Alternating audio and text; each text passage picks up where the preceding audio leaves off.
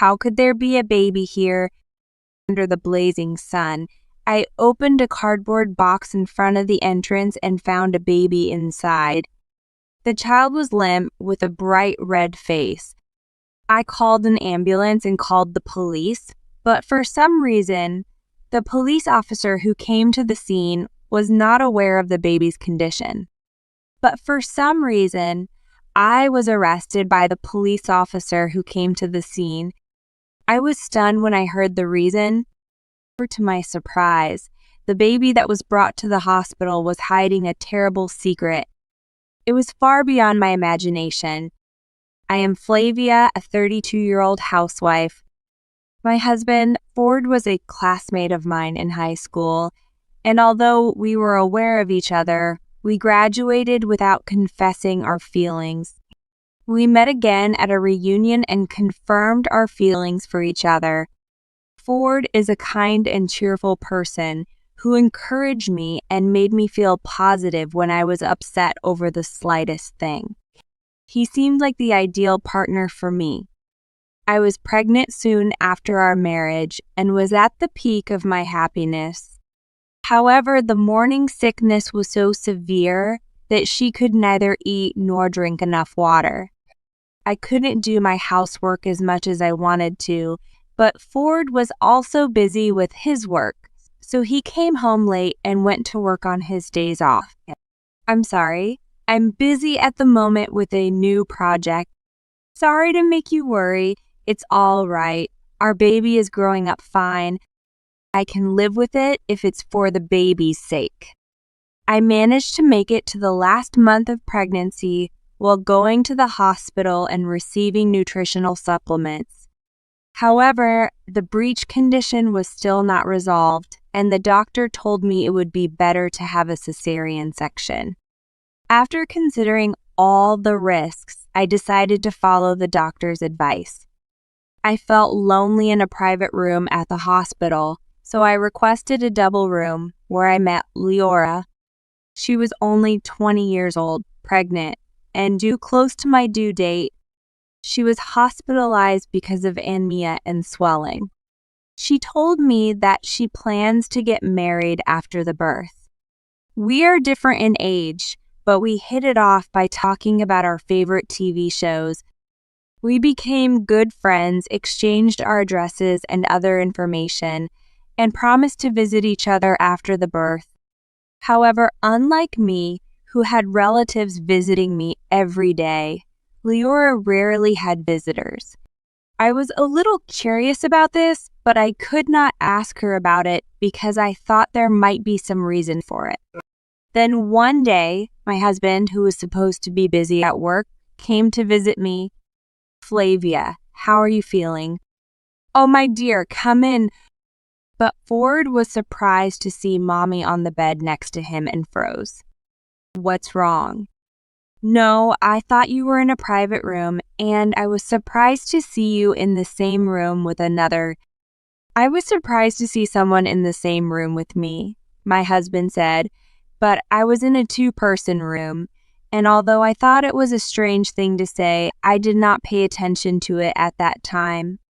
It's Leora. She's going to have a baby soon. Nice to meet you. Your husband seems very kind. Oh, it's nice to meet you. Thank you for getting along with Flavia. After exchanging greetings with her, I offered my husband some sweets that he had received from a relative, but she told him that she was in between jobs and immediately went back to her office. When I returned to his hospital room after seeing him off, Lear kept asking me how my husband was doing after we got married. Why do you care so much about my husband? Well, look, I'm getting married soon, so I just wanted to ask for your information. I see. Well, he seems to be busy with his work, but he is a considerate and kind husband. I replied smilingly, and for some reason Lear looked dissatisfied and fell silent. 2 days later, when I returned to the hospital room after my examination, my husband had come to visit me. He was talking to Leora as if he knew her. Then they noticed me and hurriedly stopped talking. "Oh, honey, you're here." "Yeah, I just came to check on you. You're due for surgery soon, right?" "Yeah, it's in 3 days." "Well, good luck with the baby." I was happy to hear my husband's thoughtful words, but I was concerned about the way Lyra was staring at me. For some reason, Lyra changed and began to act coldly toward me. "Hey, you said you are 32, right? Isn't it too late to have a baby? I feel sorry for your kids if you are an old mom." I was perplexed when she suddenly said that to me, even though she must have known my age for some. "Besides, you're an old woman, but you sound so spoiled by your husband. It's disgusting. Aren't you ashamed of yourself?" After that, Leora continued to hurl verbal abuse at me at every opportunity, and I couldn't take it. I had to have a cesarean section, but I lost a lot of blood, and after seeing the baby for a moment, my consciousness became cloudy, and I had to undergo treatment away from the baby. 10 days later, I was feeling better and was finally able to hold my baby, a small, cute little girl. I asked the nurse about Leora, and she told me that she had given birth one day after me and had already left the hospital with the child. I ran down 10. I really wanted to remain friends. My relationship with her became somewhat awkward, but I was relieved to hear that Leora had also given birth safely. Then, 3 weeks after the birth, I was finally able to leave the hospital, as my post-operative course had not been good. I named my daughter Violet. I was filled with happiness at the thought that from now on I would be able to live with my sweet child. Violet is a beautiful child with fair skin, fine hair, and slightly brownish eyes. She looked nothing like me or Ford, but I was sure she must have gotten her genes from one of my ancestors. My milk supply was not good, so I raised her on milk, but she grew up so well, and I couldn't stop. Ford was also very excited and wanted to see his daughter as soon as he finished work, so he started to return home on time. "Are you done with work?" "Oh, the project is over and I'm on regular duty now. And I miss Violet so much at work. You're going to be a sweet daddy." But at that time, I never imagined it would come to that. A week later, the big event happened. When I opened the front door to go out for Violet's 1-month checkup, I found a cardboard box. "What is this? What is this?" I was suspicious, but I opened it with trepidation to see what was inside, and the next moment, I was astonished to my surprise. I found a baby inside. I don't know how long it had been there under the blazing sun in the middle of summer, but the baby was lying there with a bright red face. I immediately called an ambulance and called the police. I canceled the 1-month checkup and stayed with Violet while I attended to the baby. I could not leave the child alone, even though the baby is a stranger to me. Just to be safe, I told my husband about the situation and informed him that I would accompany Michi to the hospital. What? A baby was placed in front of our house? Yes, under the blazing sun. How old is that baby? I don't know for sure, but I don't think not that different from Violet. Poor little thing, she must have had a terrible time. What? The same size as Violet? Oh my God. Anyway, I'm coming with you. The child who was rushed to the hospital was given life-saving treatment, but I could not take my eyes off the baby lying on the bed. Big Bear, I feel like this baby looks like someone else, but I can't remember, but surely somewhere. But then suddenly a police officer came into the hospital room and told me I was under arrest. When I asked him why, the police seemed to think that the child who'd been brought in was my child. The child was emaciated and had bruises all over her body, so they said they were arresting me. I have only one daughter. I explained the situation while showing them Violet, who I was carrying on my chest, but they did not quite believe me when they said, "The two babies look alike, so they must be twins." Just then, my husband rushed in looking panicked and explained the situation to the police on my behalf. I didn't hear what he was talking about, but the other party nodded and seemed convinced. The police officer then said, "Ma'am, I apologize for earlier. It was a tough time for you." His demeanor changed and he became kinder and gentler, which I found strange. Half an hour later, when the doctor gave permission for the baby to leave the hospital, the police asked us to take the child home as well. I looked at my husband, not understanding what he meant, and he readily agreed, saying, "Okay, what do you mean?" "Flavia, I'm sorry. I'll explain when I get home." My husband's eyes were swimming. He did not look at me and sweat was pouring out of his forehead. There was no doubt that he had something to be guilty about. I couldn't believe my ears when I got home and heard my husband's story. To my surprise, Leora, who was my roommate at the hospital, was my husband's unfaithful partner. She was young and had been doing a sugar dating. She met my husband in a life of spending time with older men who would buy her things she wanted and give her money. However, when Leora found out that my husband was well paid, she decided to seduce and marry him. At the same time, Leora became pregnant. She checked out my hospital and admitted herself there.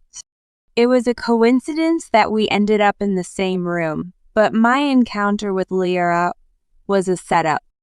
I'm sorry, I was just playing around with Leora. I told her to give it up when I heard she was having a baby, but she wouldn't have it. My husband got down on his knees and apologized, but I told him to keep talking. I heard that he paid Leora $30,000 in alimony and told her to leave him at the hospital. Now I know the reason for Leora's sudden change. I guess she thought my husband was going to leave me and marry her younger self. But when that didn't work out the way she wanted, she took it out on me. When her husband heard about the baby in the cardboard box from me that morning, he suspected it was Leora's child. I hurriedly called her and she told me, "It has become too difficult to raise the child, so I decided to give it to you. I named the child Minerva, so please take care of her." I was astonished by this story that came out of the blue. I was disgusted with her for leaving the child on our doorstep, but I was disgusted with my husband's human nature for getting his affair partner pregnant and then trying to settle it with a payout after the last month of pregnancy. And I wondered at this point if she was hiding an even more unbelievable fact. If this idea is true, then what a horrible woman Leora is. But it is definitely her husband who has made her that way. I looked at my husband, who was on his knees, trembling with anger that was welling up inside me. You know, you wouldn't want to raise Laura's child either, would you? Do you want me to put her in an institution? I don't even recognize her, so I don't even... What? Didn't you tell the truth to the police? That won't matter. I regretted so much that I had married such a shallow and stupid man, but there was no taking back what I had done. I had to think about what I was going to do. However, at this time, I had already made up my mind after comparing Violet and Minerva in my heart. I decided to talk to Leora to get closure and called her. I knew her phone number because we had exchanged information when we became friends in the hospital room. "Leora, I'm leaving my husband. Then can I marry him? You and Ford will have to talk about it and decide. I'm coming over there right now." I asked my parents, who lived nearby, to come over immediately and watch the two babies. My parents wondered why there was another baby with Violet, but when they saw the look of impatience on my face, they cooperated without asking any questions. After about 30 minutes, Lyra arrived and my husband, her, and I had a face-to-face talk. My husband's face was tense and his face was tense, while Laura's face was full of smiles, and I must have looked like an ogre. So, why did you decide to replace the baby, Lyra? My husband looked shocked at my words, his eyes wide open like saucers and his mouth moving like a goldfish. Flavia, what are you talking about?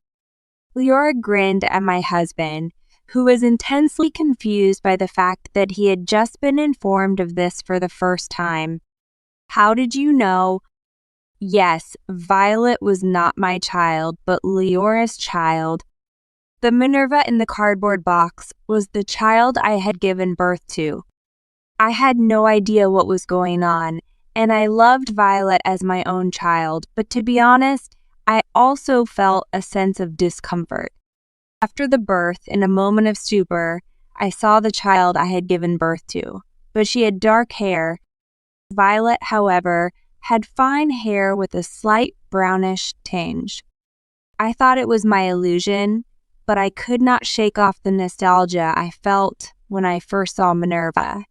I was very much like Minerva with her thick, dark hair, slightly dark skin, and big, tail-like eyes.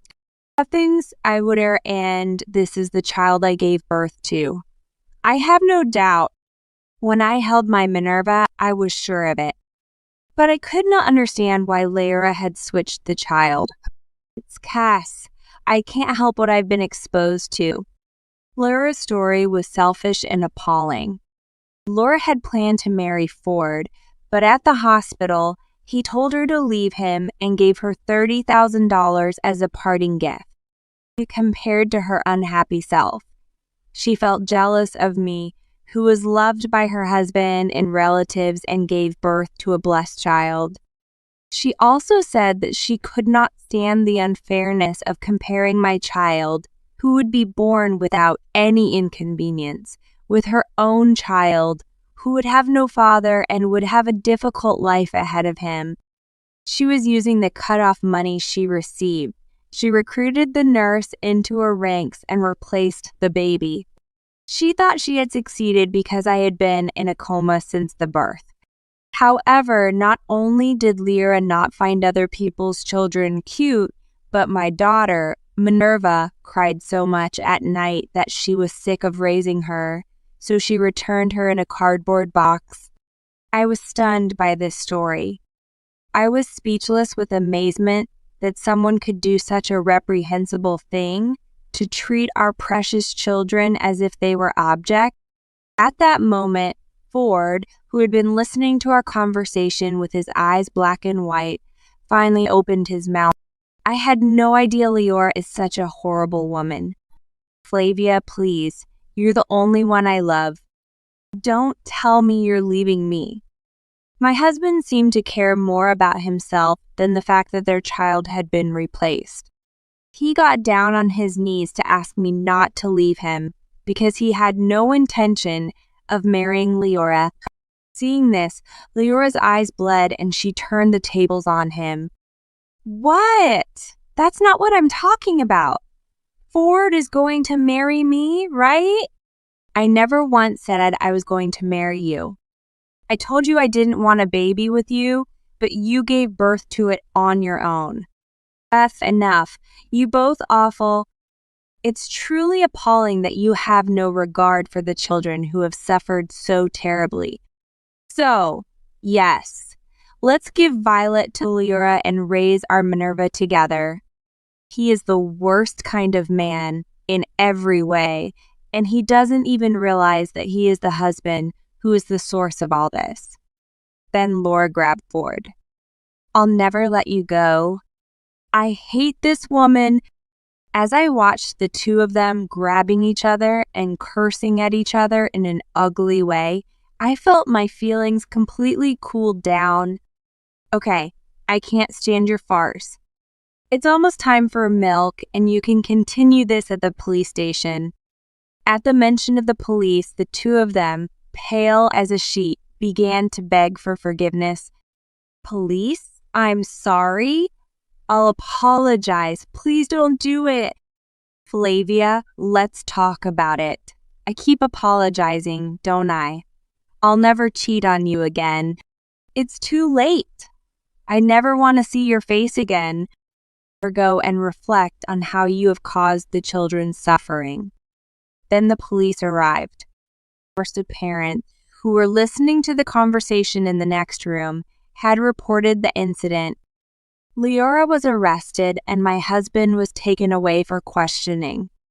I was left with my two children and returned to my parents' home. Leora and the nurse who helped her were later caught and convicted by the police and sent to prison. I consulted a lawyer and demanded $20,000 in alimony and $50,000 in child support from Leora. I divorced my husband and decided to raise both Violet and Minerva as my children. I demanded $30,000 in alimony and $200,000 in child support for the two children from my husband.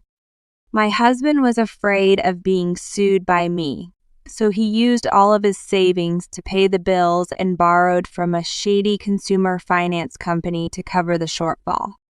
As a result, I heard that he is living a shabby life in a shabby apartment with huge debt. The process of making both children my children was complicated, but it went without a hitch, and now they are both growing up together. Both Violet and Minerva are my precious children. My parents understand my feelings and love them both equally. So I started looking for a job with the intention of working when they turn 1. It may be hard work, but I will do my best for the sake of my lovely children. This concludes this story. Thank you very much for listening. Please listen to the next story. Have fun. Oh, Bailey, how could this be? I couldn't hold back my sobbing when I saw my daughter lying alone in a blank hospital room. We were supposed to start happy days just after getting married. It's just too much to have an accident. The daughter fell down the stairs at home and is unconscious. Bandages wrapped around the head look painful, and there are bruises on the arms and legs. I'm sorry. If I had come home sooner. The heartbreaking cry of my daughter's husband, Booth, echoes. My daughter and her husband have a new house far from our house, so we haven't seen each other at all lately. It's hard to believe that a reunion after a long time will be like this. Unable to wipe away the tears that flowed endlessly, I looked down at Bailey, who continued to sleep with a pale face. God, please help this child. Is heaven going to deprive me not only of my husband, but also of my daughter? Despite our desperate pleas, Bailey did not respond. How many years has it been since my husband died? When my only daughter, Bailey, had just been born, my husband's death suddenly came. The worst thing that happened without warning changed my life 180 degrees. At the time, I couldn't accept that fact, and I couldn't eat, and I was at a loss. However, it was my mother who scolded me and supported me. My mother is a cheerful and positive person. It's going to be okay. It's okay is her habit, and she immediately pulls me up when I feel like I'm falling into negative thought. Without my mother's help, I would not have been able to raise my daughter to adulthood. My daughter is also very attached to my mother, and it seems like she's even more comfortable with her than with me. From the mother's perspective, it seems like being open with her mother is difficult, but my mother makes a living as a fortune teller. I wondered why it was such a shabby job, but when I was told, I was convinced. When my mom said it was going to rain, it rained, and when I went out without hearing the words "watch out for injuries," I got hurt. I guess I was born with something like inspiration. It's no wonder that you get a talent that makes use of the talent you were born with. However, I had no such ability at all, and I only listened to fortune-telling as if it were just a... I lived with 3 people. A slightly unusual mother and a cute daughter. The daughter grew up without any major injuries or illnesses. In the blink of an eye, she graduated from junior college and got a job. 2 years later, she married a senior colleague at work, Booth. Today is the day I meet him. Well, Cherry and Alana are both young. Aren't they going to be mistaken for sisters? Oh, that's too much to say, but my mom and Bailey can be mistaken for a parent and child. It's amazing, but you're really beautiful. While Booth had a slightly playful side, he was a friendly and well-meaning young man. He seems to work in sales and also maintains a sense of cleanliness. Bailey, smiling next to it, looked very happy. This person can entrust my daughter. Just when I thought so, it happened. Booth, you must be popular with the ladies, right? What kind of people have you dated before? Well, I'm not popular. It's normal. It's normal. Really, you seem like you're used to being around women? No. Well, I have an older sister, but in that sense, I may be used to women. My mother suddenly asks me ridiculous questions, so I can't help but stare at her. However, my mother didn't seem to mind and asked Booth questions. What's more, it's all about love and women. Isn't this disrespectful to Booth and Bailey? Evening approached. Bailey went out to see Booth off at the station. That's where I vented my frustrations to my mother. Mom, why would you ask such a question? I mean, I want my grandson to marry a good person. He was a good man, and he was Bailey's choice, so I'm sure he's the one who made it. Leaving my mother, who still seems to want to say something, I head to the kitchen to wash the teacup. I don't know why she's saying so much. While my mother had always been blunt in her speech, I didn't expect her to be that direct. As a fortune teller, she deals with various people, and I even think that the way she say it is getting harsher. I hope my mom doesn't ruin her marriage because of it. Oh my God, I sighed. My worries were unfounded, and Bailey and Booth got married safely. Now they live in a house far away. Instead of seeing each other, I had fewer opportunities to contact him, but I told myself that the lack of news was good news. Naturally, I had worries, but I didn't want to rain on the newlyweds parade. However, a phone call broke the peaceful daily life. Yes, what if Booth? It's serious. Bailey fell down the stairs. After receiving Booth's call, my mother and I rushed to the hospital. During the train ride, the palpitations did not stop. My mom was encouraging me and telling me that it was okay, but I didn't feel like it. When I jumped into the room with the number sent by Booth, there was Bailey lying down and sleeping and Booth looking melancholy. I desperately moved my tangled legs and hurried over. Bailey, why did this have to happen?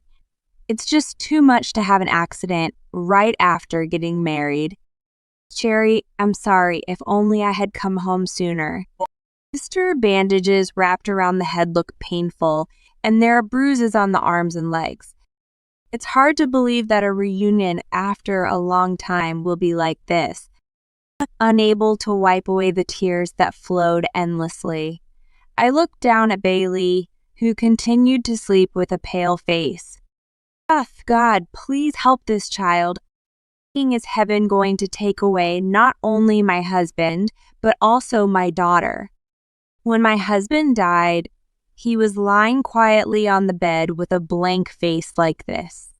The memories of that time flash back, and my breathing becomes shallow. Booth gently touched me in complete panic. Shirai, the doctor told me that there is nothing wrong with her life. Really? Yes, T. However, we don't know when she'll wake up. Those words make me breathe a sigh of relief. It's not solved yet, but at least the worst has been avoided. Feeling embarrassed for jumping to conclusions, I wipe away my tears and say I'll go to the restroom before leaving the room. Behind me, I didn't notice that Booth was desperately looking away from my mother. 3 weeks later, Bailey is still asleep. I was relieved for a while, but to be honest, I was impatient because she didn't seem to wake up too much. For the first week, I went to the hospital every day, but I couldn't find time for my part-time job or household chores, so I reluctantly reduced the frequency. I wonder if Bailey is really okay. As I was folding the laundry with that in mind, my mother came home. "You're late, aren't you? You were out all morning, weren't you? Well, I'll go visit you tomorrow." What? Then contact Booth. "It's okay. I'm going to make you care, so don't do it." My mother said so and locked herself in her room. It's true that tomorrow is a weekday, and if we say we're going, he might come too. On top of everything, I've been leaving almost everything to Bailey. I thought it would be better than making him pay extra attention, so I decided to go visit her without saying anything. I arrived at a familiar hospital with my mother and quickly headed to the hospital room. When I opened the door, there was Booth with his back hunched. He stared at Bailey intently, but he seemed to notice me and hurriedly sat up. "Hello." "Booth, what's your job?" No time for that." According to Booth, Bailey is in pretty dangerous condition. Although the diagnosis was that there was no difference in life on the day she was brought, she was unconscious for a longer time than she first thought. When Booth received the news from the doctor, he rushed to the hospital. Such a thing, I couldn't say anything more because I didn't expect it. Why did Bailey, who was so lively, end up like this? She still has a future ahead of her. So why did this happen? As I was shaking, my mother, who had been behind me all along, took a step forward.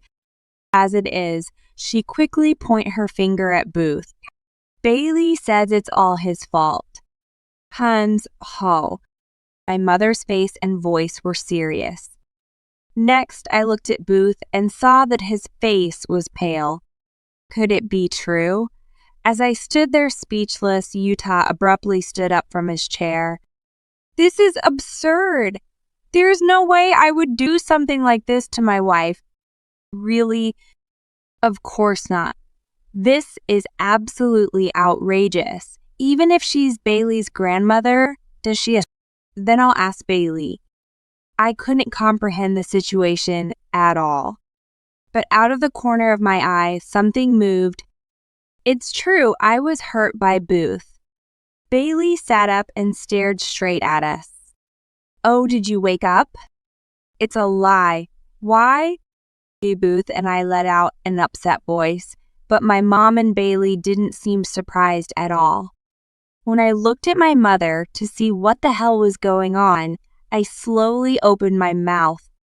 Bailey said she woke up yesterday, and the attending physician, a female doctor, first called my mother about it. She seems to be one of my mother's fortune-telling clients and trusts my mother very much. My mother used to talk about Bailey and showed her pictures. The attending physician said she was very surprised when the wave arrived. While interacting with Booth, the doctor, who was distrustful of him, first contacted my mother, and she made a play without telling Booth that my daughter woke up. That seems to be the case. Wait a minute, I don't see what's going on. Why did my mom do that? Booth is Bailey's husband.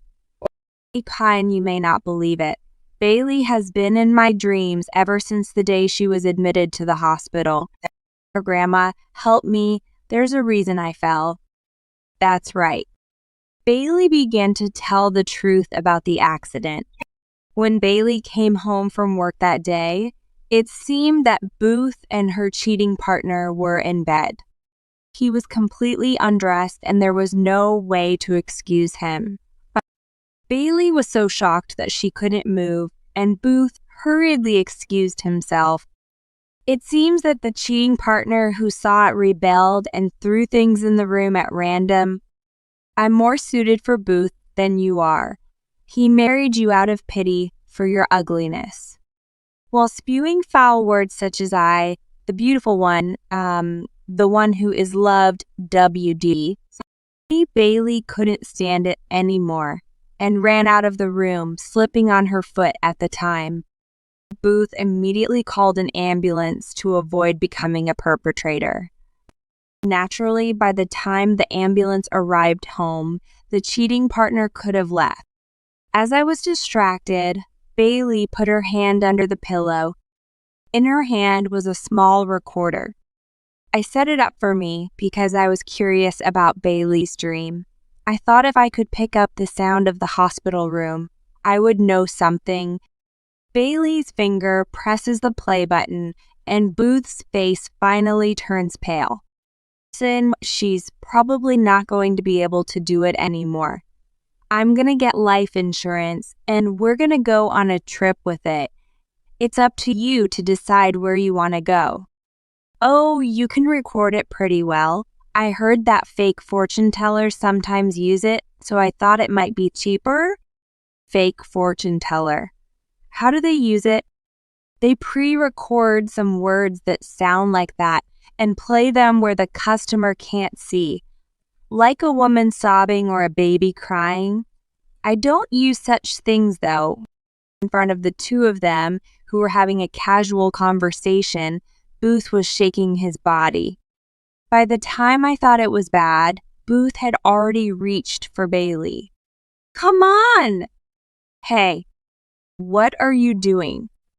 Booth, who seems to be surprised by the doctor's voice, tries to escape outside in a hurry. However, a large nurse came and pulled Booth down. Escorted by a security guard who arrived later, Booth was brought down to the ground. Booth glared at us and clicked his tongue. My mother goes to Booth and raises her voice. "This scoundrel degrading our precious grandchild. How dare you? Go and reflect on yourself." It was the first time I had ever seen my mother scream. And then it seemed like Bailey, who had been holding back, finally broke down and started crying, covering her face. A few months later, "Mom, watch your step." "What?" "Oh, it's true. The thumbtack was falling. Thank you." Well, I was surprised at first, but this power is also quite useful. Bailey, who was safely discharged from the hospital with no after effects, was awakened to a mysterious power. It's not that she can see spirits, but that she can now understand things that she couldn't sense before, such as sounds that people can't hear and unclean atmospheres. But to be honest, I'm not sure. After the incident in the hospital room, Booth and his cheating partner were interviewed by the police. Although the charges were eventually dropped, Bailey hired a lawyer and decided to sue the two of them. Of course, she also took the divorce proceedings. It is said that she also gave a proof of contents to Booth and his cheating partner's parents' house and work. It seems both sets of parents from both families covered the compensation. As a consequence, it's said that both Booth and his affair partner were disowned by their respective families. Rumors of infidelity spread in the workplace, and both of them voluntarily retired. The affair partner continued to harass Booth, demanding that he take responsibility. And it's said that she has ended up in police custody several times as a result. Booth is so scared of his cheating partner that he can't even step out of the house. Considering what he did to Bailey, he should bear that much sin. Finally, peace has returned to our home. and it's back to the three of us living together as before. The only thing that has changed is that Bailey has started training as a fortune teller with my mother. She is pretty good. Next time, try testing her by having her read a client's fortune. Really? Come on, it's fine to give me a little support, right? Puffing out her cheeks, Bailey is energetic. It's about inspiration and fortune telling, which I don't understand, but anyway, my daughter is healthy and living in the present. On top of that, she is interested in new things and are willing to move on to the next phase of their lives. That's all there is to it. Okay, then I'm going to be the first customer of Bailey. This concludes this story. Thank you very much for listening. Please listen to the next story. Have fun. I want you to read it without telling your children. The president had asked me to do so. 2 weeks after my husband passed away suddenly from exhaustion, his secretary said it and handed me a letter. When I checked it, I found a letter thanking me and asking me to go to a certain warehouse. I followed the instructions in the letter and went to the warehouse. There I found a young man about the same age as my son. The young man smiled as he led me on a tour of the house and told me a shocking truth. I am Lucia Taylor, and when I was 35 years old, I married my current husband, Horatio. It was my first marriage, but my husband remarried.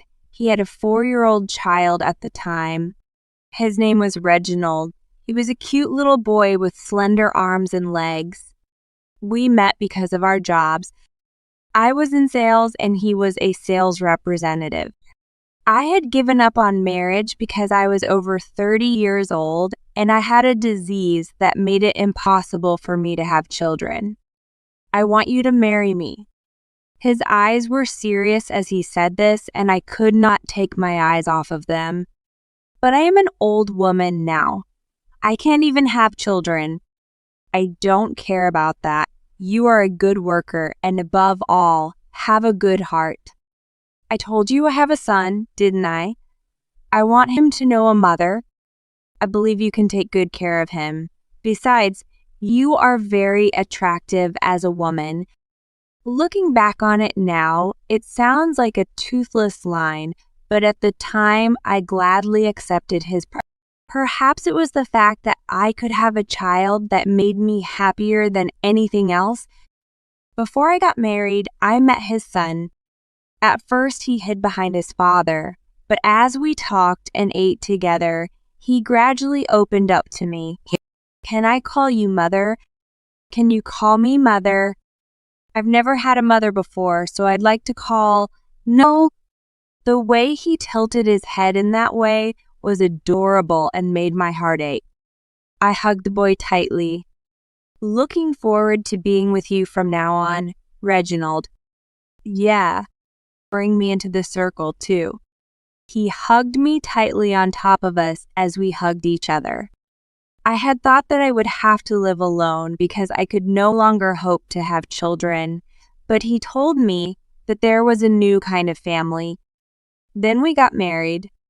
My husband had a dream. He wanted to start his own business and become successful. I wanted to support his dream, so I continued to work and spent my busy days doing housework, raising child, and working. My husband often struggles with cash flow, and I have to work frantically to make ends meet. When sales were inevitably slow, there were months when my husband had no income. I didn't blame him for it, and we struggled to make ends meet, breaking down his monthly salary as well as the deposits and insurance we had accumulated up to that point. Even in such a situation, my son listened to me and was a fine person. I could not afford to send him to cram school, but he studied hard and maintained good grades. Thanks to my mom who takes care of my studying. You are working hard, don't you? I just stand by and watch. I study hard because you're always there for me, even though you're busy. He humbly said that even though his ability is his own, I accepted his words even though I felt a little uncomfortable. And then, after 20 years of hard work, my husband's efforts finally bore fruit. His business took off and he became the president of the company. I was really happy and called for a family celebration. He baked a cake, which I don't usually make that day, and prepared a slightly pretentious menu for the dinner table. I really wanted to go to a restaurant, but I still thought ahead and decided to save money. So I prepared a special menu that we could eat at home. My son was very happy to see such a dining table, but, "Dad, I heard he can't come home today." "I see. It can't be helped if the star of the show isn't here." "Yeah, let's eat, Mom. Today's food looks really delicious, and the cake is my favorite cake with strawberries on it." Seeing me depressed, my son tried to cheer me up and spoke to me in a happy voice. I was cheered up by that, and we finished dinner together that day. When my husband came home the next day, he smelled a slight scent of alcohol. "This smell, have you been drinking?" No, it's just that everyone at work is celebrating with me. I'm going to take a shower." My husband was somewhat distant and hurriedly headed for the bathroom. I was suspicious, but started to get ready and sent my husband and son out of the house. A few days later, my cell phone displayed the phone number of my husband's company. I answered the phone, but I was suspicious. Is that his wife, the president of the company? It was a call to inform me that my husband had collapsed at work. I rushed to the hospital, but could not get there in time. By the time I arrived at the hospital, my husband had already passed away. I heard from his secretary that he had been working very hard. The cause of death was probably overwork. I just listened intently to the doctor's words telling me so. Then my son rushed to the hospital and we broke down in tears, hugging each other. The sudden death of my husband of 20 years was sad and painful. The funeral was over and time passed quickly. 2 weeks had passed since my husband's death, and we were still going about our daily lives, still in a state of grief, when a person claiming to be my husband's secretary came to visit us. "It has been a long time. Thank you for coming all the way here. Can I help you? I know this is sudden and rude, but the president gave me this. If something should happen to him, I was told to give you this." What he handed me was a letter. "What is this?" "I want you to read it to the child in secret." "What?" I'm told to tell the president that. I think it was probably from the president. "I see. But why? Why did he prepare a letter?" "I have not heard the contents of the letter either. I have returned the items entrusted to me by the president, so I will leave you." The secretary bowed her head and left. I opened the letter in wonder. If Lucia is reading this, then I must no longer exist in this world. First of all, I want to thank you. Thank you for raising Reginald. That is how my husband's letter was written out. Then, in the main body of the letter, it states that he would like me to head to the warehouse he has designated. I thought it was my husband's will and headed there, not understanding why since there was no reason written down. It was the warehouse of my husband's company. While I was standing in front of the warehouse wondering what was in here, I was approached by a young man. The young man had short black hair and the appearance of a young man these days. He was wearing a uniform with the company name embroidered on it. "Are you the wife of the president?" "Yes, it was my husband's will that I should come here." "We've been expecting you. Please come this way." He showed me in a friendly manner. He led me to the guest room. He asked me to sit on the sofa, and I sat at the end of the sofa. He made me a cup of tea and sat down in front of me. I read a letter that I should come here. Do you know why I was asked to come here? Dad, he didn't say why. What? Dad? Orientation, I'm the boss's son. Well, I'm the son of the mistress. What? I could not hide my surprise at the suddenness of the situation. I was not sure what was going on, so I asked the young man back, "What do you mean? Are you his son? And he had a mistress?" "Yes. My mother has been dating you since before you married my father, even before he married his ex-wife. She's like an unofficial common law wife." "What does that mean?" I did not understand, but the young man explained with a grin. Her husband had been dating the young man's mother, Shayla, for a long time. However, his mother was very opposed to the marriage. She told him to marry a woman from the right family and forced her husband into an arranged marriage. Then his ex-wife became pregnant and gave birth without incident. However, her husband secretly took Shayla as his mistress and had an affair with her. The ex-wife found out after the birth and divorced him. However, the child was a boy. That was Reginald. His mother forcibly separated him from his ex-wife, saying that she would make her grandson her heir and won custody of him. However, just at that time, the mistress also found out she was pregnant. The child she is carrying is a boy, and it is Horace, the young man in front of me now. The husband wanted the mistress to raise his son and asked her to marry him, but she refused, saying that she would never raise someone else's child. Not wanting to bear the burden of raising a child themselves, his mother and my husband decided, after much consideration, to marry again and have a second wife. The plan was to have his wife raise their son, and then his wife was me. But my father wanted me to take over the company. Of course, he wanted me to take over the company. It's the child of the woman he loved. That's why I called you. What do you mean? You're not very perceptive, are you? It is true that I am the boss's child, but I am unrecognized. That's why I don't have father's inheritance right. I was told to inherit it from you. The young man who said this without hesitation did not seem to be offended in the slightest. I was simply astonished at the fact that he had told me of his infidelity after my husband's death and even asked me to take care of him. Your mother, how is she? She got sick 5 years ago. She died before my father.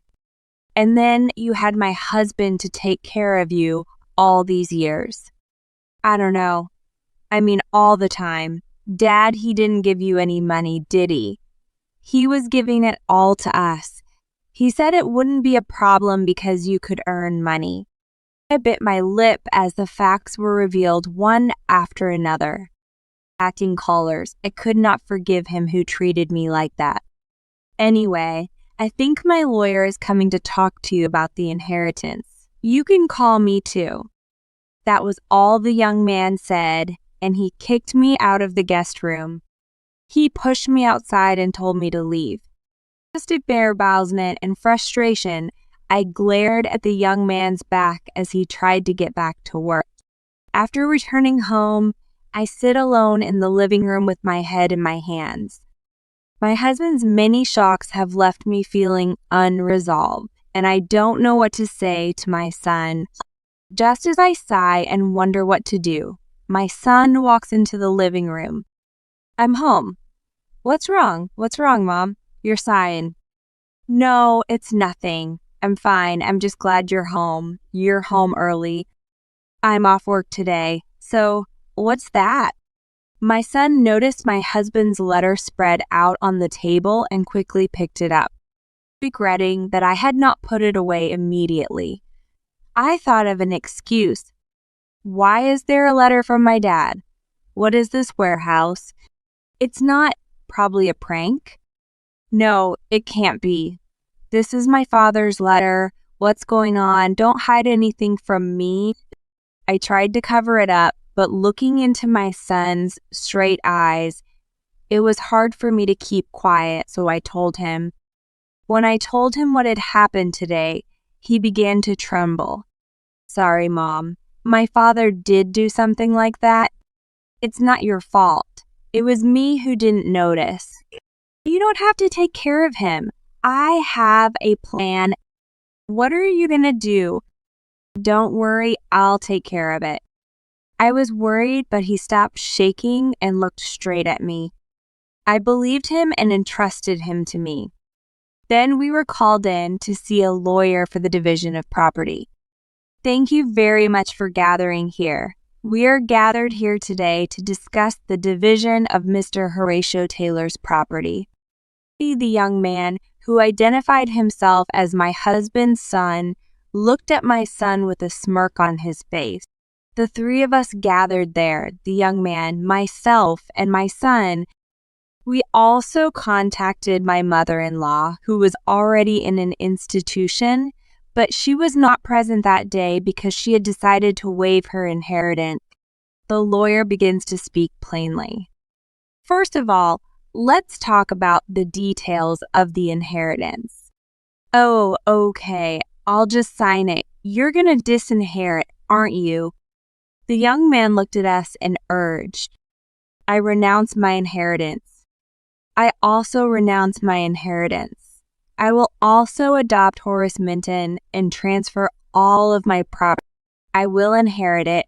I'm going to sign it now, so hurry up. I have plans after this. I need to talk to you first. I will adopt you for the inheritance, but I want you to terminate the adoption as soon as the inheritance is completed. I don't want to take care of you. I understand. I'm not interested in having anything to do with you. You don't have any property. Please make the necessary arrangements. The young man asked his lawyer. The lawyer accepted the request and, perhaps having already heard about it from my husband, produced the documents he had prepared for the adoption and inheritance. We signed it and were done. The young man left as soon as he was done. And then we went home too. After a month of living a normal life, I started receiving numerous phone calls from a blocked number. I was suspicious of them, but spent my time ignoring them. While we were having dinner together, the chime rang. Who could it be at this hour? I'll go check on him. My son took the initiative and followed him toward the front door. When I opened the front door, there he was, the young man. Hey, what's going on? He shouted as soon as our eyes met and say, it's a nuisance to the neighbors. What do you want? It's my father's inheritance. It's nothing. If anything, it's negative. You said the company was in the black, but it wasn't. That's not what you said. What are you talking about? We weren't told anything about my father's company. You knew that and you left the inheritance, didn't you? He's a liar. I'm still in debt at my age. It's not our fault. Please leave. It is a nuisance. If you make any more noise, I will call the police. My son responded firmly to the young man who was yelling at him and successfully turned him away. The young man left, yelling repeatedly. Perhaps he was trying to harass us. He must have realized it by now. It's his fault for not listening to the end of the conversation. My son cowered his shoulders and went back to the living room. Seeing my son's back, I felt resilient.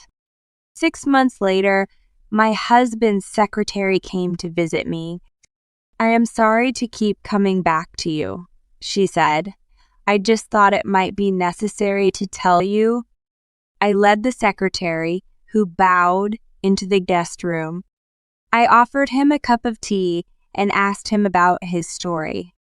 At first, the young man took advantage of the fact that he had become the president and did whatever he wanted. When he found out that the accounting was in the red and that he needed to start the next business, he became furious. He had no management skills, and the company went under. He told me that he was currently unaccounted for, but that since he was also carrying my husband's personal debts, he must have broken himself somewhere. When I heard this, I realized that life doesn't go well when you are raised by bad parents. It seems that my son felt it too.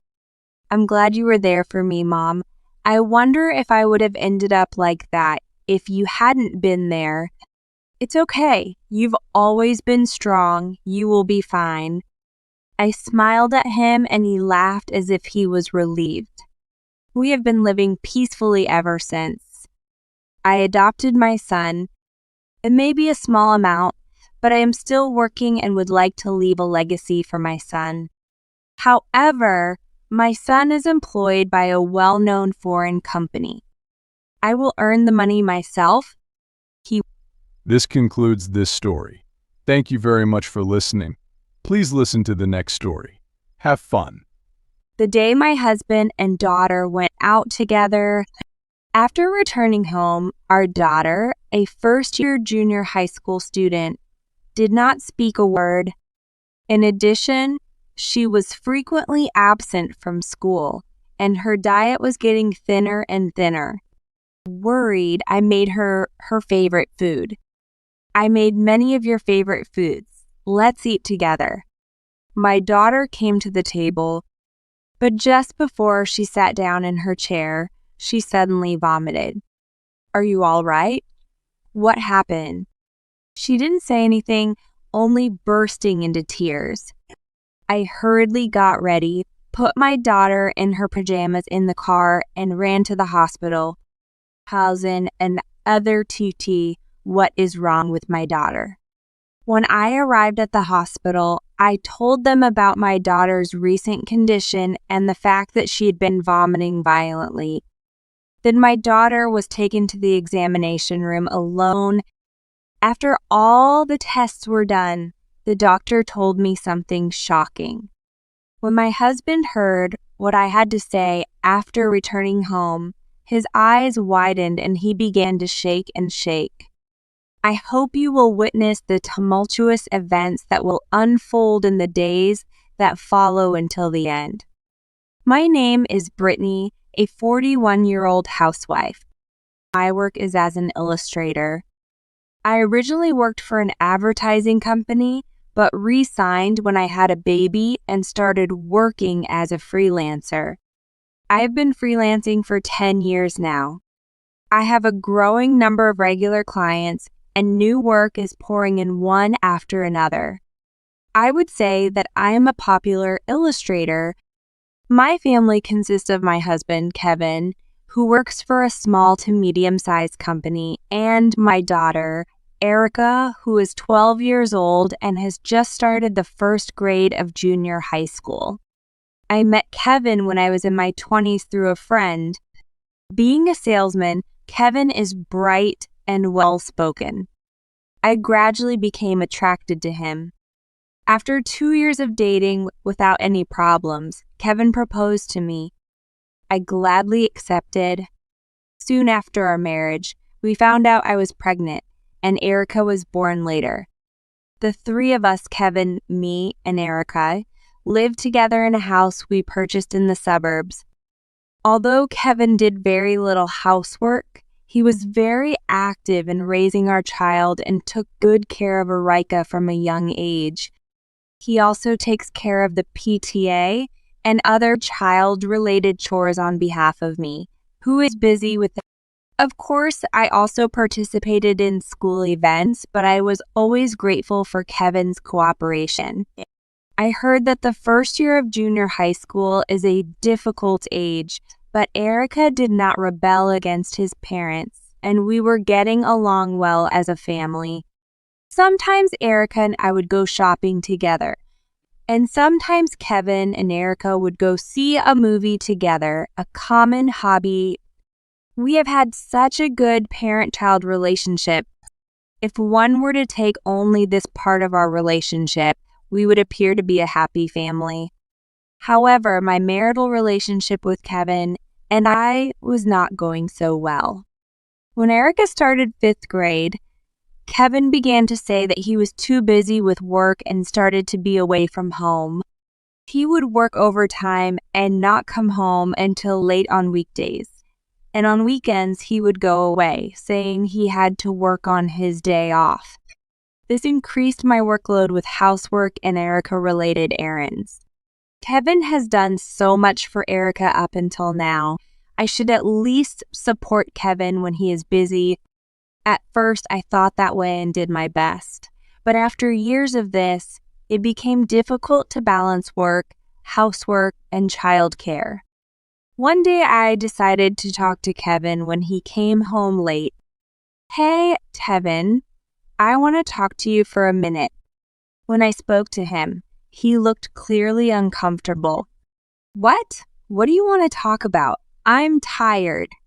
"You've been busy with work for 3 years now. I've been doing my best to take care of the house and Erica, but it's hard to balance both now that I'm busy with work too. Can't you help me with the housework and childcare a little more?" Kevin then sighed exaggeratedly. I've told you many times that I'm busy with work. Besides, housework and childcare are also important duties of a wife. Don't use work as an excuse." He used to say to me, "I respect you for working hard at my job." I froze, not expecting Kevin to say this to me. However, he regains his composure and tells them, "You make time for Erica, but you don't go out and talk with me as much as you used to. I wish we could spend more time together as a couple." Then Kevin snickered. "We've been married for 13 years, and yet you call it husband and wife time." "Oh, but it's important. Hey, you are Erica's mother, and I am his father. That's all there is to it." Kevin's reply made me feel lonely, but I couldn't blame him anymore and had to accept it. Then, while working from home, I went outside to check the mail and saw a woman standing in front of my house. A little surprised, I called out to her, "Hello, can I help you at my house?" When I spoke to her with suspicion, she smiled at me. "Nice to meet you. My name is Sarah White. Your daughter is Erica, right?" "Yes, that's right. So, actually, our children go to elementary school together." Sarah's face has a memorable crying mole as she speaks. She wore her long black hair down, giving her a slightly eerie impression. "What does it matter? I met your husband at the PTA. I was walking around here when I saw the nameplate and thought, I wonder if this is his house." I felt something inexplicable about this statement, but I couldn't say anything when I thought that she might be an acquaintance of my husband's and the mother of a child in the same elementary school as Erica. "I see. Well, that's it. I look forward to working with you in the future." I bowed to Sarah and went back inside the house. On that night, my husband came home unusually early, and we sat around the dinner table with Erica. Erica seemed happy to have dinner with her father for the first time in a while and talked to Kevin about various things. When he broke off, I said to Kevin, "By the way, Kevin, there was a woman staring at us today." "What? What's that?" "She said she went to elementary school with Erica and that she knew you too. I think her name is Sarah." At that moment, Kevin took down his fork as if in a panic. "What's wrong? Someone related to something?" "No, I'm pretty sure there was someone related to the PTA who did that." Then Erica interrupted. "There's a kid who has same last name, 3 years younger than me, from the next town over. He's a bit of a problem and we don't get along with him." "Oh, really, Erica?" Then Kevin opened his mouth. "Well, so did she say anything?" "She said something like, I was wondering if this is your housey." then she was really just passing by. Don't worry about it too much. The conversation about Sarah ended there. Just then, a commercial for a large shopping mall in a neighboring city started playing on TV. Erica's eyes lit up. Dad, I want to go there. Hearing this, Kevin lowers the corner of his eye. I see. Then I guess Daddy can drive you there. Yay. And I'm gonna need some spending money. Haha, you can't help it, can you? Kevin and Erica were excited. After that, Erica went back to his room. I like the shopping mall. Maybe I would go with you guys. Then Kevin's face suddenly clouded over. No, you don't have to go, do you? What? Because I'll make that day a father-daughter day for me and Erica. So you stay out of the way. I understand. I was thus left out. On the day of that, I sent them off. Erica asked me, "Aren't you going, Mom?" But seeing Kevin glaring at me, I had no choice but to reply, "Mommy has to go to work. Have fun going out with Daddy." Yeah, okay, let's go, Daddy. Kevin and Erica went out happily. I spent the rest of the day working at home. Soon it was evening, so I prepared dinner and waited for their return. I heard the front door open and they came home. Welcome home. Did you have fun at the mall? I cheerfully called out to them, but something was clearly wrong with Erica and Kevin. Erica is silently wrinkling his brow, and Kevin is looking at him. What's wrong, Erica? Is something wrong? Erica doesn't answer anything and turns his face away from me. I look at my husband, but he only shows impatience on his face and says nothing about the cause. Kevin speaks to his daughter in a flirtatious manner. Erica, why don't you go take a bath? After that, let's have some of that cake I bought you. Erica again did not answer anything and stayed in her room. I was surprised because this was the first time she had behaved like that towards Kevin and me. Hey Kevin, what's wrong with Erica? Did you get into a fight? I asked, to which Kevin replied with a blank expression. It's none of your business. Well, I guess Erica is rebellious too. Leave her alone. In the end, Erica did not come out of his room that day. The next day, Erica was not feeling well and said, I'm going to take the day off from school. I asked him if he wanted me to take him to the hospital, but Erica was shaking his head. I informed the school that I would give him the day off and went to work in another room. Erica would take meals and other food I prepared for her, but she stopped talking to me so much. She seemed to be deep in thought about something, and I told her to talk to me if she had any problems, but she never opened her mouth. The week after Erica and Kevin went to the mall, Erica started talking even less, saying things like, my stomach hurts, my head hurts, and tended to miss school. She did not make eye contact with me either, and even when Kevin came home, she did not come out of his room. After about 2 weeks, Erica's eating became thinner and thinner. Worried I made Erica his favorite food that day, she was absent from school. Erica, I made a lot of your favorite things. Let's eat together. Erica came to the dining table, but just before she sat down on the chair, she suddenly vomited. Erica, are you okay? What happened? Erica didn't say anything and only spilled tears. I hurriedly got ready, put Erica in his pajamas in the car, and ran to the hospital.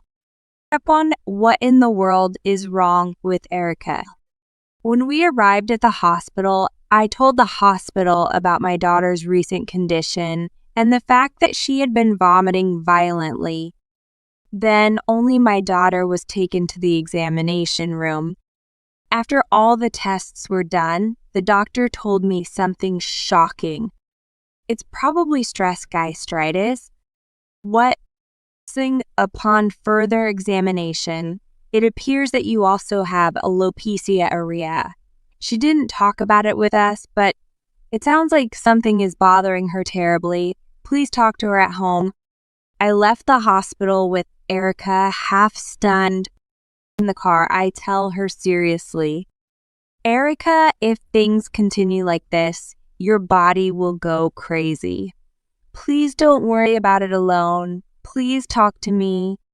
However, Erica just stared blankly and said nothing yet. That day, I sent Kevin a text message telling him to come home early. When Kevin came home, I told him, Erica suddenly vomited today. I took her to the hospital and the doctor said it was stress gastritis.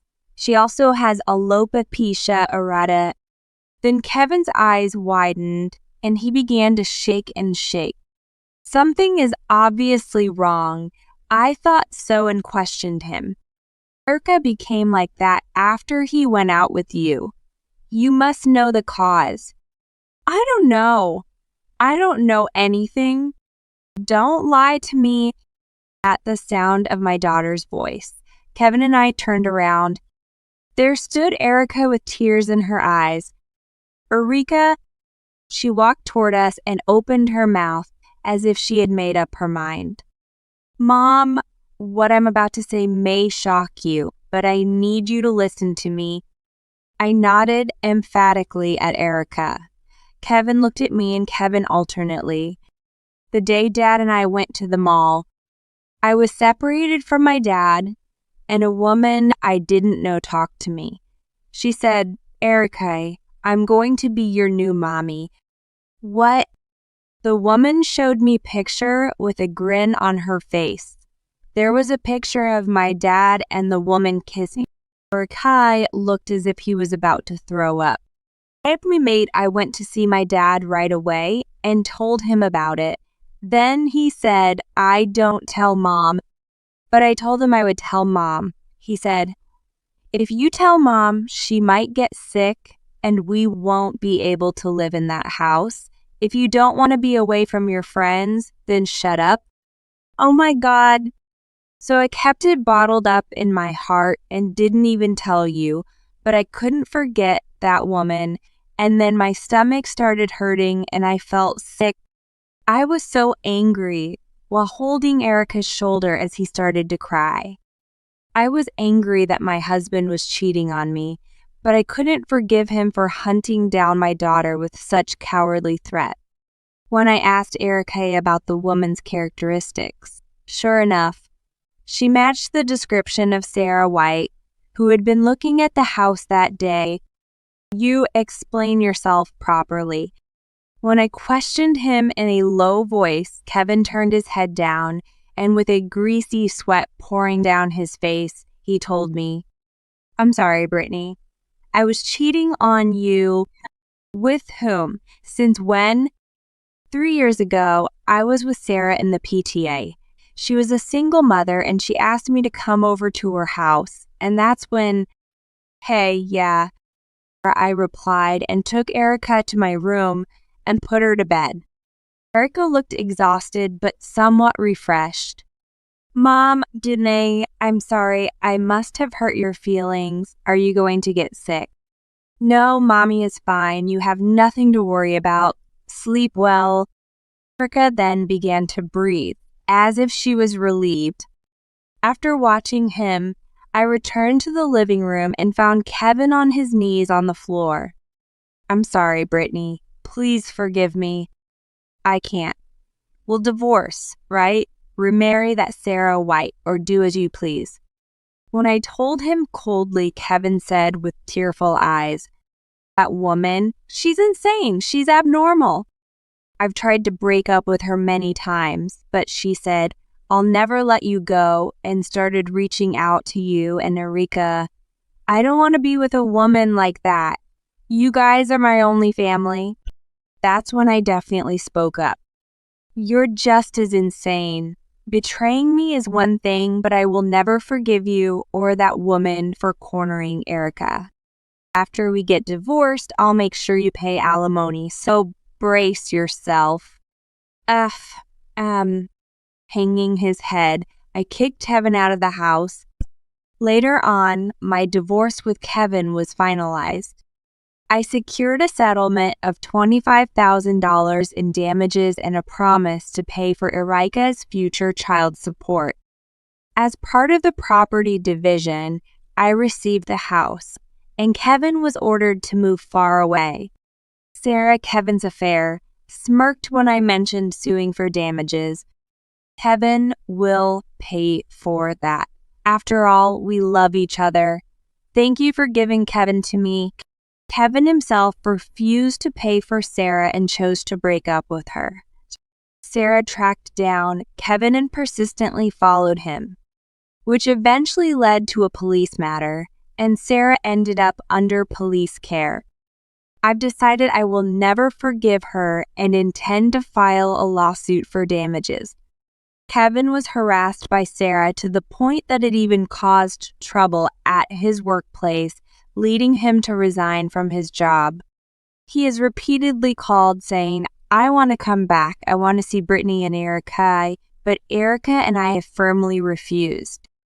We've even denied him the chance to meet Erika. Meanwhile, the two of us have started a new life together. My job is going well, and we shouldn't have to worry about money for the time being. I was worried about the impact all this might have on Erika, especially during such a sensitive period, but she's gradually recovering.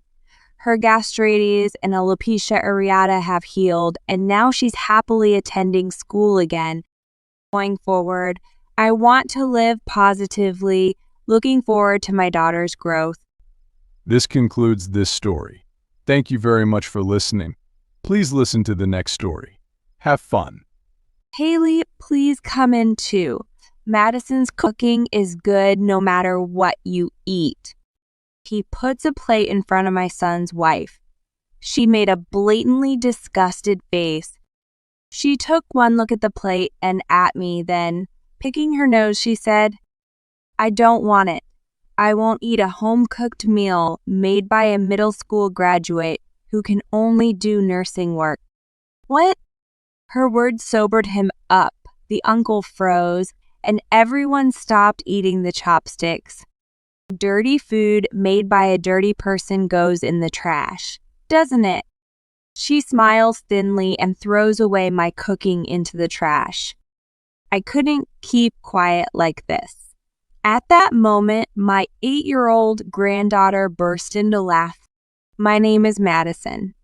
I am 63 years old, and I became a licensed caregiver 3 years ago. My husband, a colleague at a food processing company, confessed his love for me, and we began dating. We were soon blessed with a child, and I quit my job to become a full-time housewife. When my son started elementary school, I started working part-time with the help of my mother-in-law, who lived with us. I worked as a cashier at a supermarket until I was in my mid-40s, hoping to supplement the family income. At the end of that year, my mother-in-law suffered a stroke, and I quit my part-time job when she needed nursing care for the after effects of the stroke. It was just as well that I no longer had to send money home to my son, who had successfully graduated from college.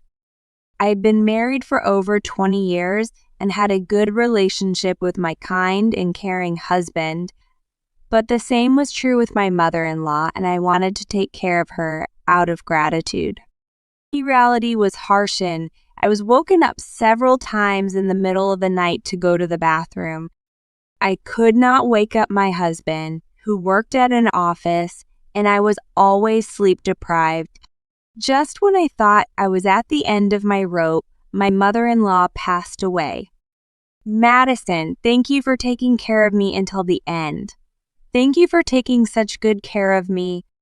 I'm sorry, mother-in-law. I cried at my husband's chest as he thanked me. I had been a home caregiver for less than a year, and I was filled with such regret that I could have done more. Honey, I'm thinking of getting a job as a caregiver.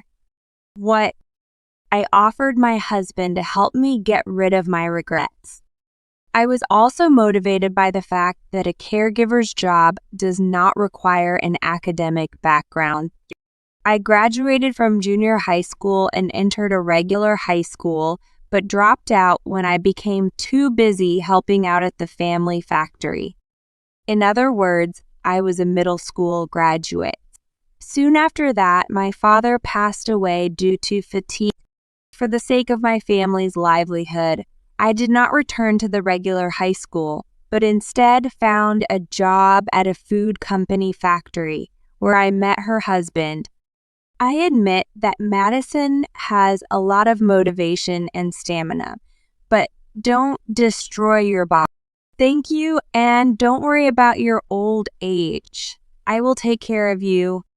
Although working as a caregiver can be hard, I was living a fulfilling life where I could joke around with my husband, who had always supported me. Then one day, someone came to our house and disturbed my peaceful life with my husband. It was the eldest son in his family who had purchased a detached house about an hour's drive away. Mom, it's your birthday this month, isn't it? I know it's a little early, but here's a present for you. Happy birthday, Grandma! My heart skipped a beat as I heard my son's voice and my granddaughter's adorable voice coming from the front door. Hayramet, if you're coming, you should have told me you were coming. As soon as I got my monthly shift, I would text my son, Matthew, to let him know when I would be off.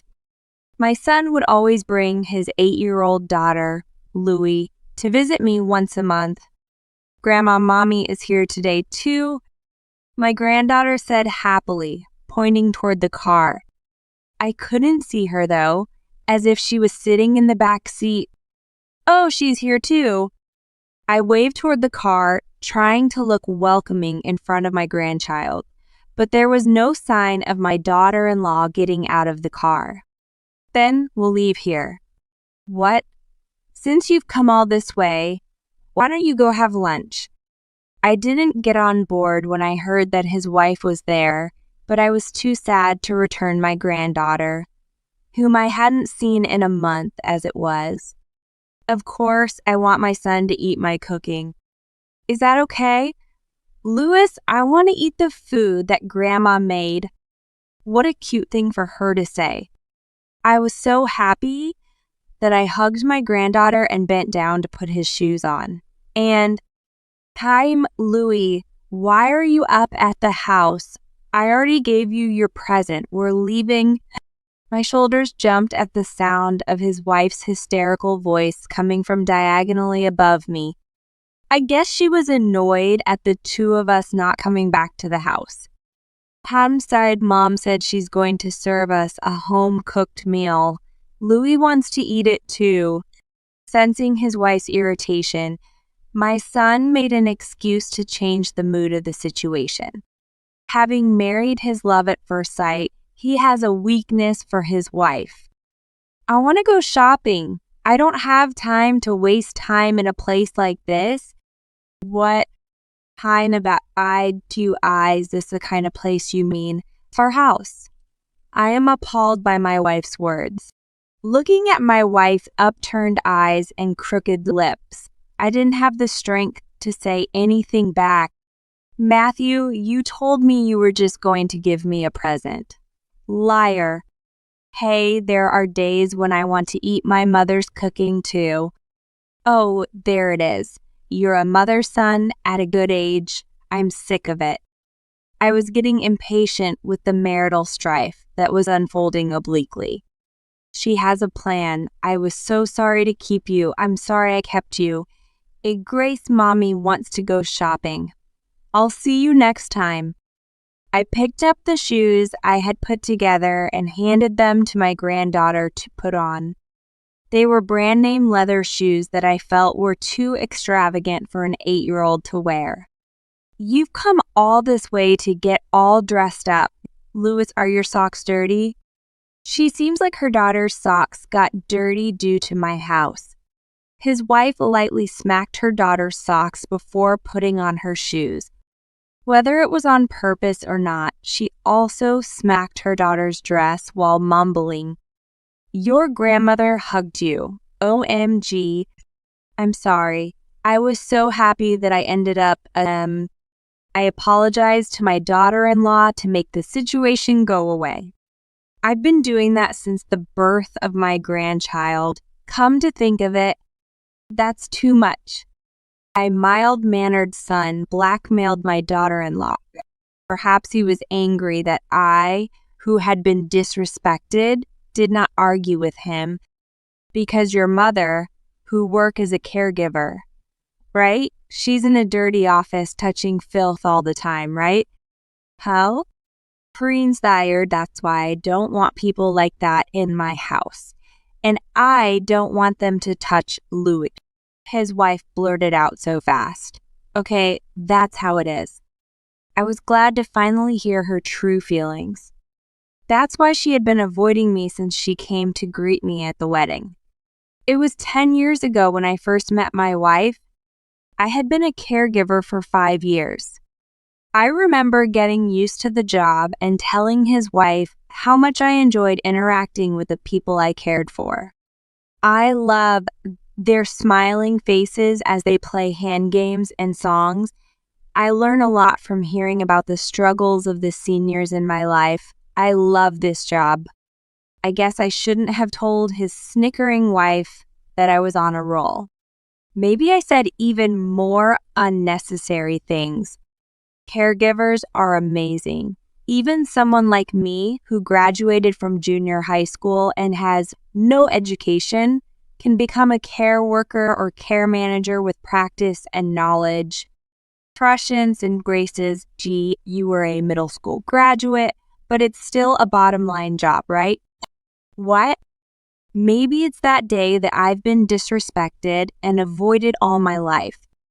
I remember holding my tongue, thinking that there was nothing more I could say to her, who was prejudiced against me for being a bottom feeder. She is an elite graduate from a top university and employed by a major company. I heard that my son made an aggressive approach to her, a recent graduate, to enter into a relationship with him. He proposed to her because she thought that he, who had graduated from the same university, would have a great future ahead of him. Neither my mother nor father-in-law told me that you graduated from junior high school. A wife who calls her son a liar is never a pretty sight. She hasn't changed from 10 years ago. That's why I don't like her. No, Louis wants to eat dinner at Grandma's house. I'm not going shopping. She shakes off her mother's hand and throws the shoes she was made to wear at the door. I was surprised to see my granddaughter's defiance, which I had never seen before. Then only Louis can be a child at Grandma's house. But the next moment, my daughter-in-law's yell cut through that feeling and echoed through the doorway, bringing me back to myself. Her voice continued, "That kind of selfish child is not our child. If you eat what Grandma makes, you'll get a stomach ache." What? Haley, that can't be right. I hugged my grandchild, who had tears in her eyes, and protested to his wife, as expected. "I'm up." I said I didn't want to come because of me, Matthew, and my parents all have college degrees. What's the matter with you because I feel sorry for you, Louis. What are you going to do when her friends make fun of her grandparents for having bottom-line jobs? Come on, please realize that. I was taken aback by her overly unreasonable accusations. Mom, I'm really sorry. Louis, let's go so I can buy you that toy you've been wanting for a while. My son paused to say sorry to me, picked up Louis, and went after his wife. I could do nothing but stare off in amazement. When I saw the hand cream he had given me, I burst into tears. My late mother-in-law has a brother who will soon be 100 years old and is doing well. There was a celebration of his uncle-in-law's white death, and all the relatives gathered. It was 1 month after the day I was humiliated by my son's wife.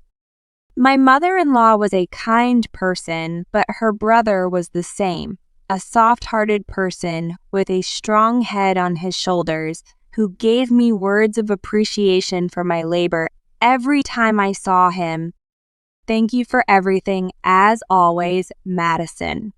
I'm glad I get to eat Madison's home-cooked food today.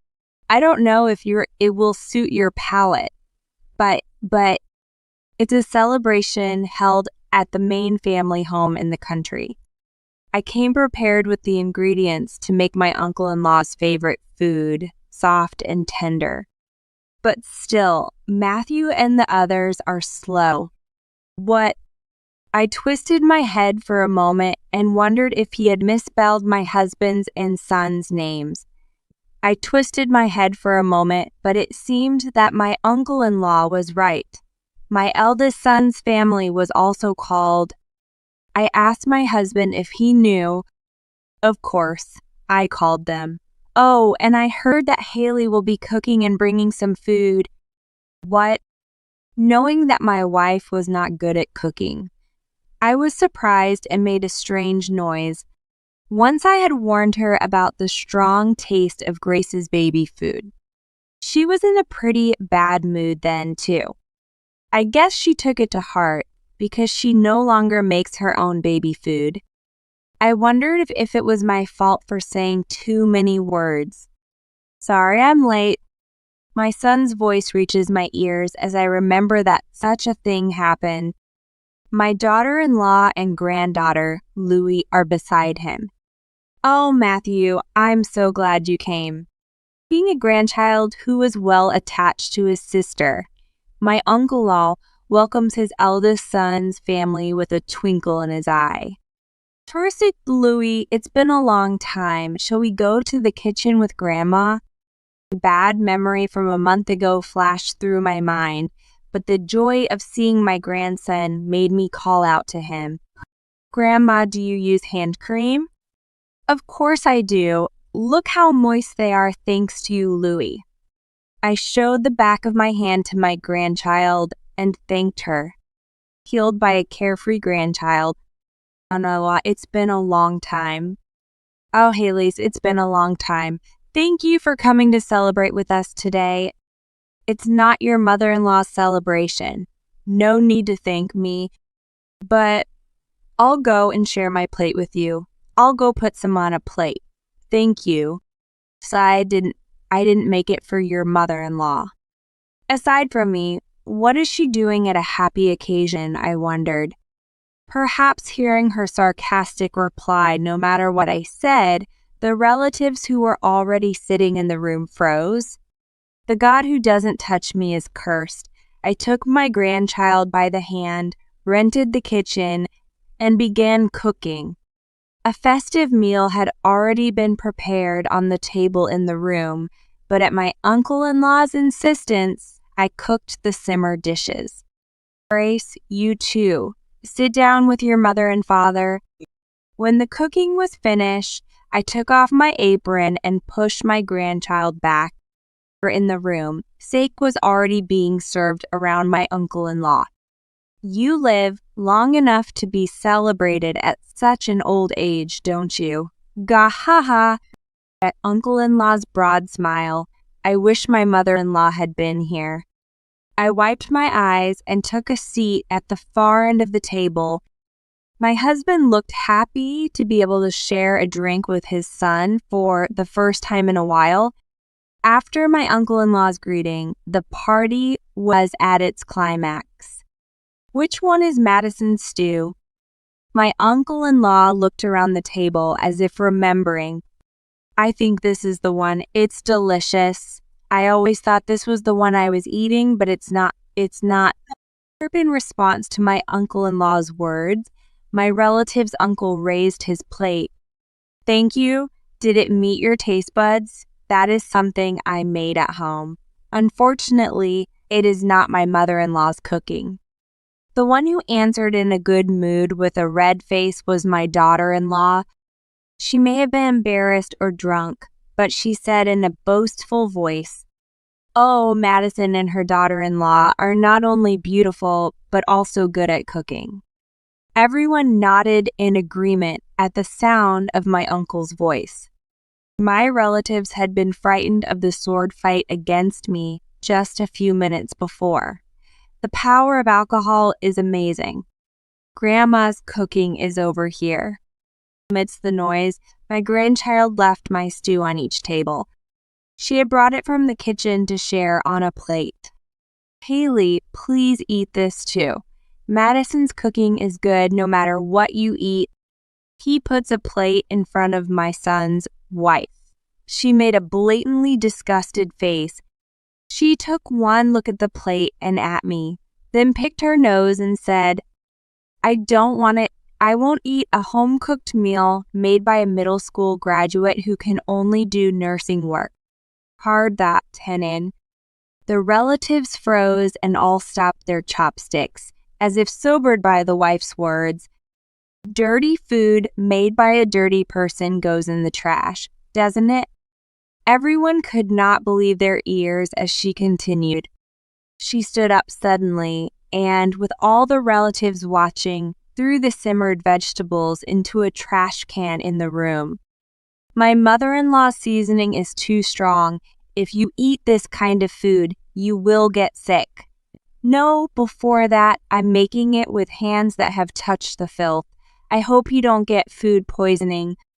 Was this retaliation for my saying long ago that the seasoning was too strong? Or is it payback for my silence about my husband and I being middle school graduates? Apologize to all the caregivers in the country, or even the whole world.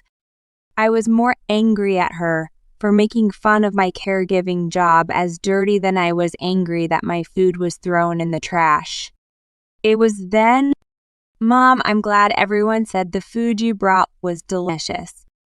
My granddaughter looked at my daughter-in-law with a smile on her face and said, "She's at an age when she wants to brag about her own mother." Up in this air, the relatives are adults too. Aunts and uncles nodded at their grandchild's words.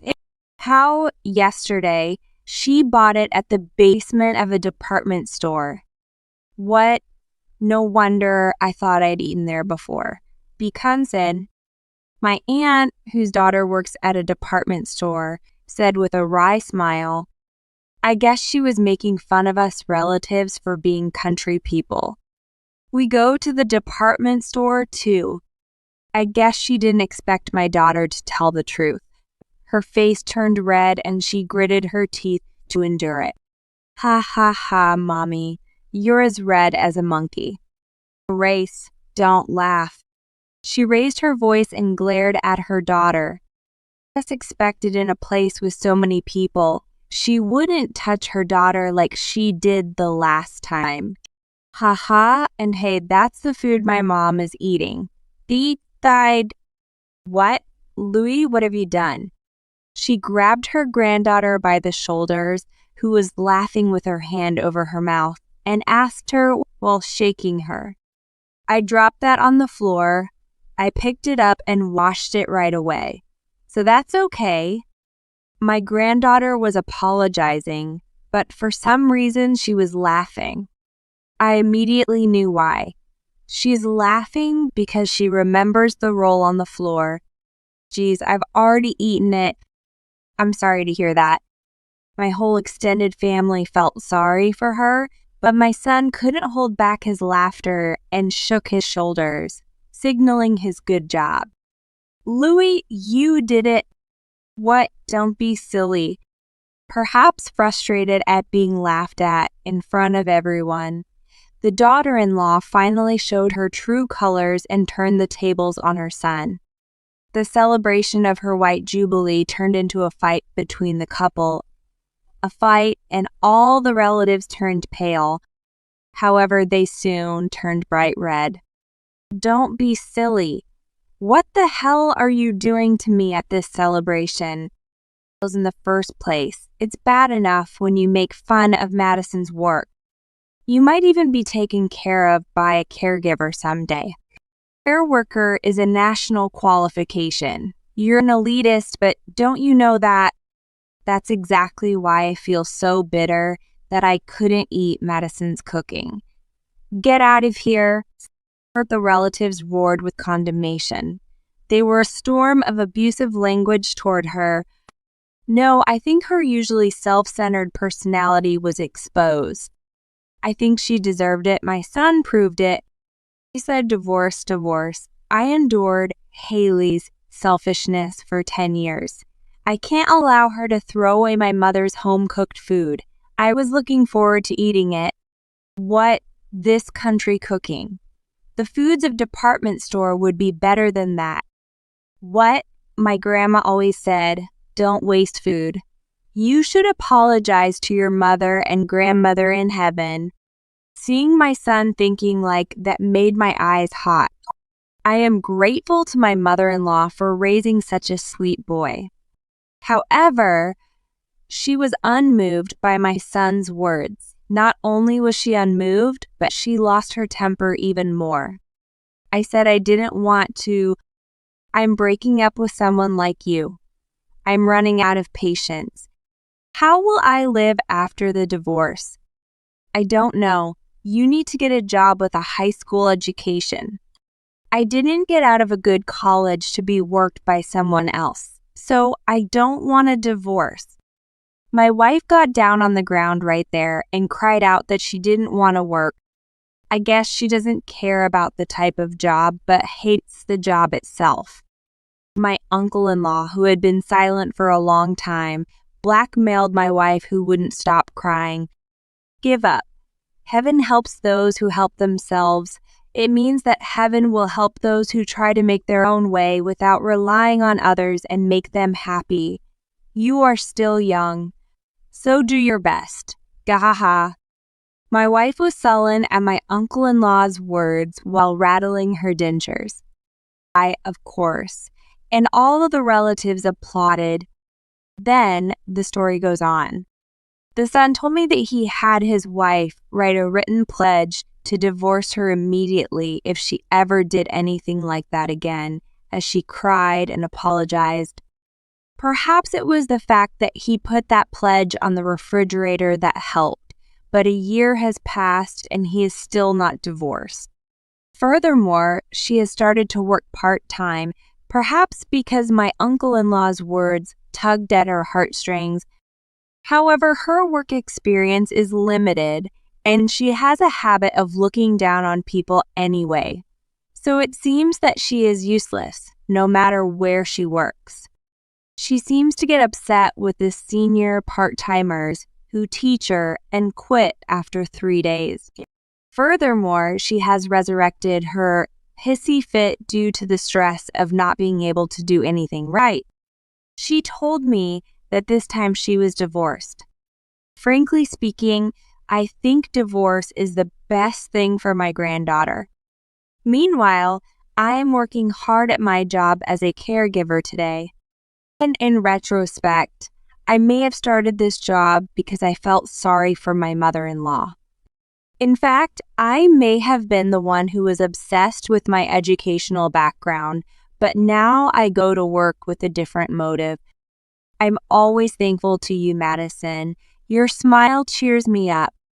I guess the joy of contributing to someone else is what drives me to work.